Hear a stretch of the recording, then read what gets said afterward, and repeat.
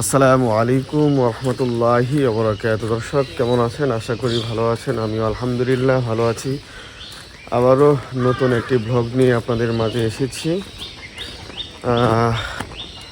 আমি এখন কথা বলছি আমাদের পুরাতন টেলিফোন ভবনের সামনে দাঁড়িয়ে কথা বলছি। এটা আমাদের পুরাতন টেলিফোন ভবন, মানে টিএনটি অফিস নামে পরিচিত। এটা আমরা ছোট থেকে দেখে আসতেছি। এই ভবন থেকে কিন্তু বিভিন্ন বাসা বাড়িতে কিন্তু লাইন নিয়ে টেলিফোনে কথা বলতো। এখন কিন্তু সেই যুগটা এখন আর নাই।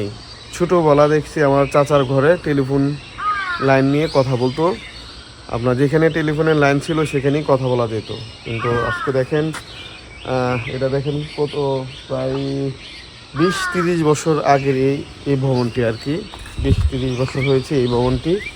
আমি কিন্তু এই ভবনের সামনেই কিন্তু আমি কথা বলতেছি। আর এই টেলিফোন ভবনটা দেখেন,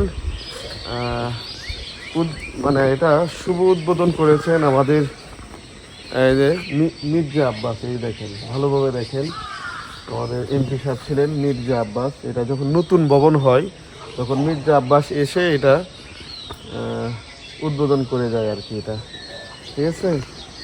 এটা আপনাদেরকে চতুর্পাশ দেখায় আমাদের তিনটির ভবনের পাশ দিয়ে। আগে তো অনেক সুন্দর পরিষ্কার ছিল, এখন লোকজন খুব কমই। ওইরকমভাবে শ্রমিক কর্মচারী নাই এখানে, একজন থাকে কর্মচারী, ঠিক আছে। আর এই সেই নেটওয়ার্কের যে বিষয়টা, এগুলো আগে ঝকঝক করতো। আর এখানে কিন্তু আপনার পাখির এইগুলোর মধ্যে কিন্তু পাখির বাসা থাকতো ছোটোবেলা। আপনার মানে দেয়াল টপকায় কিন্তু পাখির ছানা নিয়ে আসতাম। খুব ভালো লাগতো আর কি।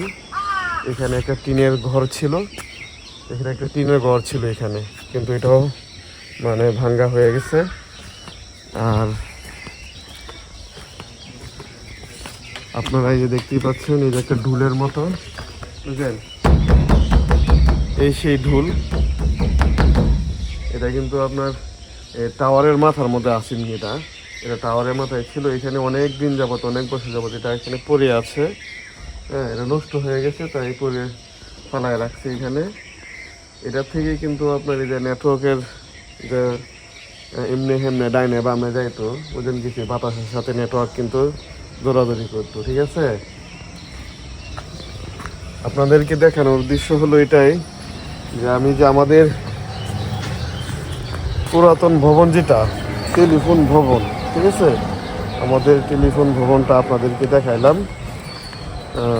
এটা আমাদের ঐতিহ্য, স্মৃতি। এখানে অনেক স্মৃতি জর্জরিত হয়ে আছে, আমাদের ছোটোবেলার স্মৃতি জড়িয়ে আছে এখানে আমাদের এই টেলিফোন ভবনে। এই জন্যই কিন্তু আপনাদের সাথে শেয়ার করা।